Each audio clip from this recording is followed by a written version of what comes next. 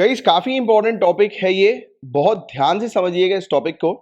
हम एक कानून के बारे में बात कर रहे हैं, the scheduled tribes and other traditional forest dwellers recognisation of rights act 2006 के बारे में। 2006 का ये कानून है, फॉरेस्ट राइट्स एक्ट। इसके बारे में हम लोग चर्चा करेंगे। अच्छा, ये टॉपिक को स्टार्ट करने से पहले मैं आप लोग को बता दूं कि इसमें आपको मेन चीज जो ध्यान में रखनी है वो क्या ध्यान में रखनी है कि ये कानून जो है वो अधिकारों को रिकॉग्नाइज करेगा। किन के अधिकारों को? उन लोगों के जो जंगलों में रहते हैं। इस कानून के अंदर हमें पता लगेगा कि जो लोग जंगल में रहते हैं, जो अपना जीवन जंगल के बीच में व्यतीत करते हैं, तो उन लोग के पास किन किन चीजों का अधिकार होगा। First point. सेकेंड पॉइंट और मोस्ट इंपॉर्टेंट पॉइंट कि ये जंगल में रहने वाले कौन लोग होंगे जिनको ये अधिकार प्राप्त होगा। अब देखिए, यहां पर शेड्यूल ट्राइब्स की तो बात की जा रही है, बट इसका मतलब ये नहीं कि सभी जितने भी शेड्यूल ट्राइब्स हैं उन सभी को ये वाले अधिकार, फॉरेस्ट राइट्स के अधिकार जो है वो प्राप्त होंगे, ऐसा नहीं है। इसमें कुछ एलिजिबिलिटी कंडीशन है जिसको हम लोग बहुत ध्यान से अभी समझने वाले हैं। तो इस टॉपिक पर बहुत अच्छे से जो है फोकस करिएगा, क्योंकि ये टॉपिक बहुत इंपॉर्टेंट है। इसमें कुछ चीजें आपको ध्यान में रखनी है, राइट। एक बार में समझ जाओगे तो क्लियर तरीके से समझ में आ जाएगा, वरना फिर कंफ्यूजन होगा। तो बहुत ध्यान से इस टॉपिक को समझिए। तो अभी ये टॉपिक न्यूज में क्यों आया है तो उसको हम लोग थोड़ी देर से चर्चा करेंगे उसके बारे में। पहले मैं फॉरेस्ट राइट्स एक्ट के बारे में आपको समझाता हूं।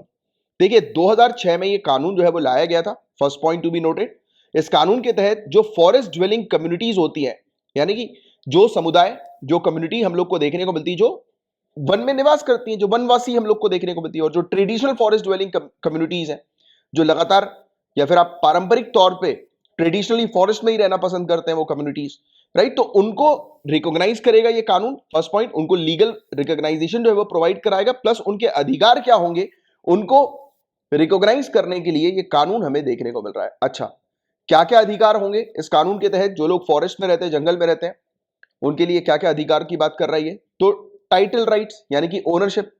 अब जंगल में रहेंगे लोग तो जंगल में कितनी जमीन के ऊपर इनका जो है वो कंट्रोल होगा, या फिर कितनी एरिया की जमीन जो है वो इनके अंडर आएगी।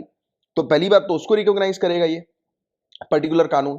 दूसरी चीज बताएगा कि अब जंगल में लोग रह रहे हैं तो जंगल में बहुत सारी चीजें हैं, तो किन किन चीजों पर इन लोगों का अधिकार होगा। तो यूसेज राइट, तो उसकी बात कर रहा है।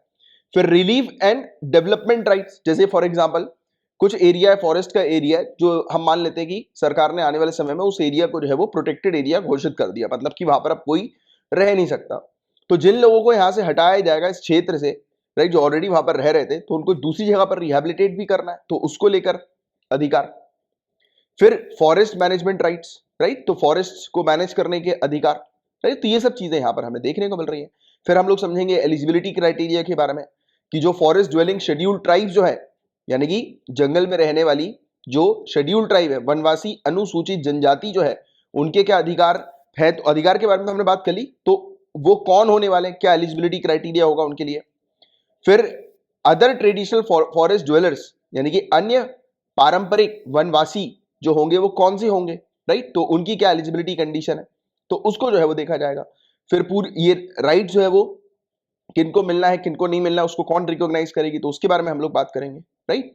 तो ये चीज हम लोग को देखने को मिल रही है इस टॉपिक के अंदर। चलो एक एक करके हम लोग चर्चा करते हैं। तो मैंने आपको ये वाली चीज तो ऑलरेडी समझाई दी थी, राइट, कि ये कानून 2006 में पास हुआ। फॉरेस्ट ड्वेलिंग कम्युनिटी जो है, जो पारंपरिक, जो ट्रेडिशनली फॉरेस्ट ड्वेलिंग कम्युनिटीज, पारंपरिक वनवासी समुदाय जो हैं, तो उनके अधिकारों को लीगली रिकॉग्नाइज करने का ये कानून हमें देखने को मिल रहा है, ठीक है। पहला, टाइटल राइट्स, यानी कि ओनरशिप का राइट। तो देखिए, जिस भी जमीन पर ये कम्युनिटी 13 दिसंबर 2005, ये डेट ध्यान में रखना, कट ऑफ डेट है 13 दिसंबर 2005 से पहले से जिस जमीन पर जो भी ये कम्युनिटी है, यानी कि जो भी लोग हैं इस कम्युनिटी के, तो वो अगर फार्मिंग कर रहे हैं, राइट, किसानी कर रहे हैं, तो उनको मैक्सिमम 4 हेक्टेयर का एरिया जो है वो अलॉट कर दिया जाएगा। और ओनरशिप जो होगी वो सिर्फ उन्हीं क्षेत्र की प्रोवाइड की जाएगी जो एक्चुअल में खेती किसानी जिस क्षेत्र पे वो करते हैं, कल्टीवेशन जिस क्षेत्र में होता है, और उस फैमिली को दी जाएगी, ना कि एक सदस्य को।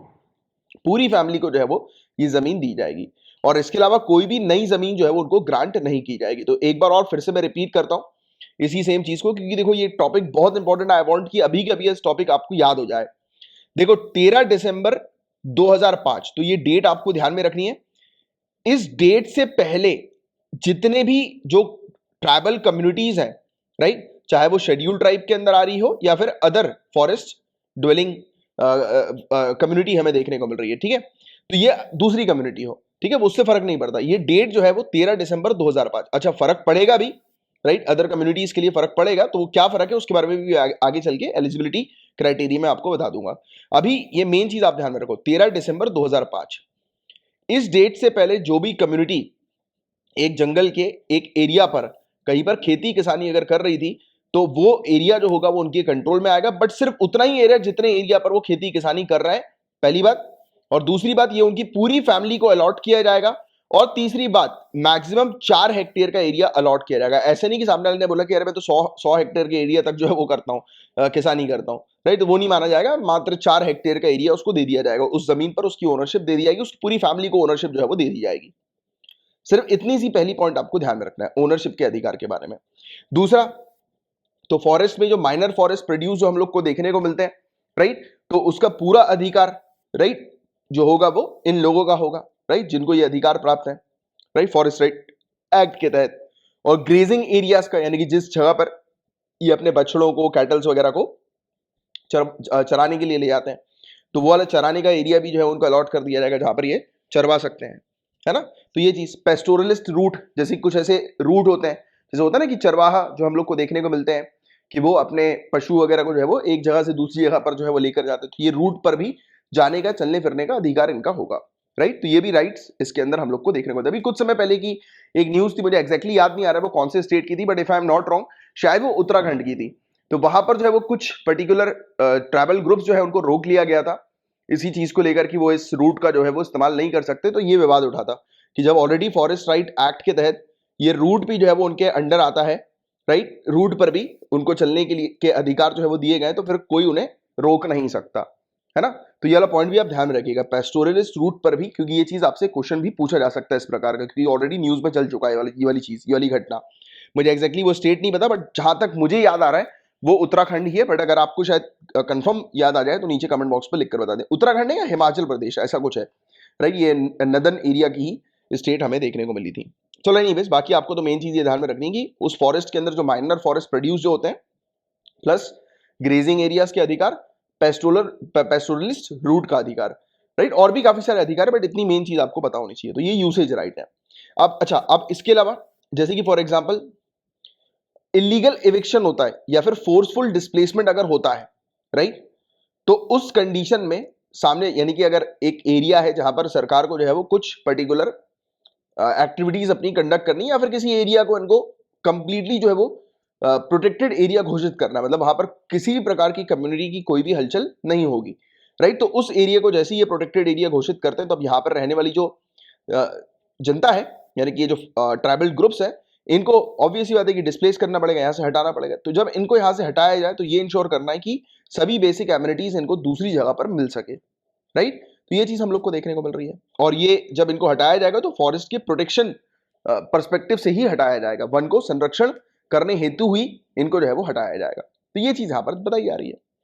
इसके अलावा फॉरेस्ट मैनेजमेंट राइट्स, फॉरेस्ट को मैनेज करने के राइट, स्पेशली फॉरेस्ट और वाइल्ड लाइफ को प्रोटेक्ट करने के लिए, तो ये भी अधिकार जो है वो इनको प्रोवाइड किए जाएंगे। तो ये सब चीजें हैं गाइस जिसके बारे में आपको बेसिक सी अंडरस्टैंडिंग होनी चाहिए। अब ये वाली जो चीज अब मैं आपको बताने जा रहा हूं, this is actually most important thing इस टॉपिक में। ये जो एलिजिबिलिटी क्राइटेरिया ये बहुत इंपॉर्टेंट है। अब इस फॉरेस्ट राइट एक्ट का सेक्शन 2 क्लॉज सी ये बताता है कि कौन लोग होंगे जो फॉरेस्ट ड्वेलिंग शेड्यूल्ड ट्राइब्स होंगे, राइट। तो इसके अंदर 3 कंडीशन बताई गई है। पहली कंडीशन तो वो उनका शेड्यूल ट्राइब होना जरूरी है, राइट, अगर उन्हें अधिकार चाहिए फॉरेस्ट राइट एक्ट के तहत जो अधिकार प्राप्त है, और इवन उन्हें अगर रिकॉग्नाइजेशन चाहिए तो उन्हें शेड्यूल ट्राइब होना जरूरी है, पहला पॉइंट। बट सिर्फ शेड्यूल ट्राइब होना जरूरी नहीं है, यह भी देखा जाएगा कि 13 दिसंबर 2005 से पहले वो यहां पर रह रहे हो, उनकी फैमिली यहां पर रह रही हो, तो उस चीज को इंश्योर किया जाएगा, देखा जाएगा। तीसरी चीज देखी जाएगी कि वो कम्युनिटी जो होनी चाहिए वो पूरी तरह से फॉरेस्ट के ऊपर या फॉरेस्ट की जमीन के ऊपर जो है वो पूरी तरह से निर्भर हो। तो ये 3 चीज जो है वो देखी जाएगी, तब जाकर एक पर्टिकुलर ग्रुप या कम्युनिटी या एक इंडिविजुअल भी फॉरेस्ट ड्वेलिंग शेड्यूल्ड ट्राइब जो है वो की कैटेगरी के अंदर माना जाएगा। और अब तो ये शेड्यूल्ड ट्राइब की बात हो गई, but other traditional forest dweller की अगर हम लोग बात करें, अन्य पारंपरिक वनवासी की बात करें, तो इस कंडीशन को उसको फुलफिल करना पड़ेगा। इसके अंदर दो कंडीशंस है। पहली तो देखो, कट ऑफ डेट मैंने आपको बोला था याद रखने के लिए 13 दिसंबर 2005। यहां पर यह कहा गया कि 13 दिसंबर 2005 से पहले यह चीज देखी जाएगी कि उस कम्युनिटी की 3 जनरेशन यानी कि 75 साल तक वो उस क्षेत्र पे रहे हो, यानी कि उनके पास कोई ना कोई ऐसा प्रूफ रिकॉर्ड होना चाहिए कि पिछली 3 जनरेशन जो है वो यहीं पर रही हो, इसी क्षेत्र पर रही हो।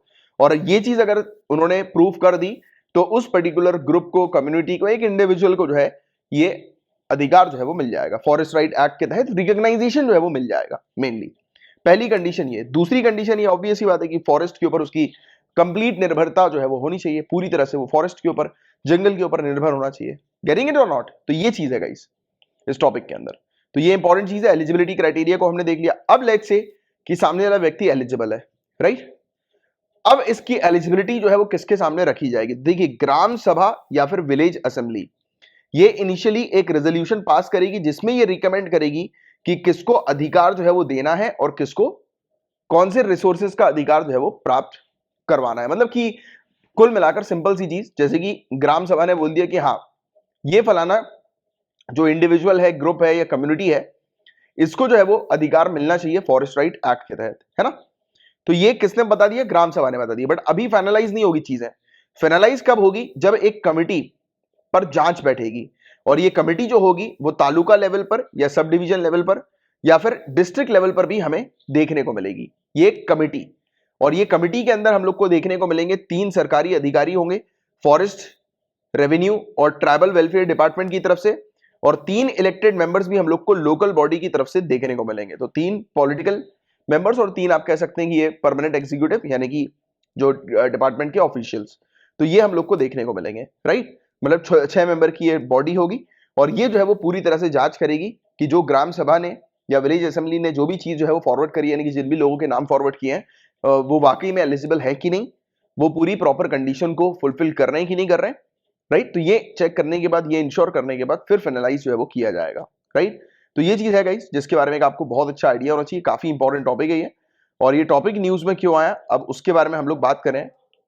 तो देखिए, ये सब जो पूरे अधिकार हम लोग को देखने को मिलते हैं ये स्टेट गवर्नमेंट के पास होते हैं इस कानून के, है ना? ये पूरे अधिकार हमें देखने को मिलते हैं। अभी ऑनरेबल प्रेसिडेंट ने पावर दी है लेफ्टिनेंट गवर्नर को लद्दाख के, कि वो ये वाली जो पावर है scheduled tribes and other traditional forest dwellers recognisation of forest right act 2006 के जितने भी मतलब जो अधिकार होते हैं, तो वो अधिकार जो है वो लेफ्टिनेंट गवर्नर के पास अब होंगे। तो मतलब कुल मिलाकर ऑनरेबल प्रेसिडेंट ने पावर दे दी है लेफ्टिनेंट गवर्नर को कि वो एक्सरसाइज करते हैं अपनी एक्सरसाइज कर सकते हैं इस कानून के अंडर अपनी पूरी पावर्स को, है ना? तो बस ये सिंपल सी चीज है। हालांकि this is not important, but फिर भी आपको ये मेन जो चीज है फॉरेस्ट राइट एक्ट के बारे में ये पता होना चाहिए, और एक जनरल तौर पर कि न्यूज में ये टॉपिक क्यों आया है उसका एक आपको इन जनरल आइडिया होना चाहिए, राइट?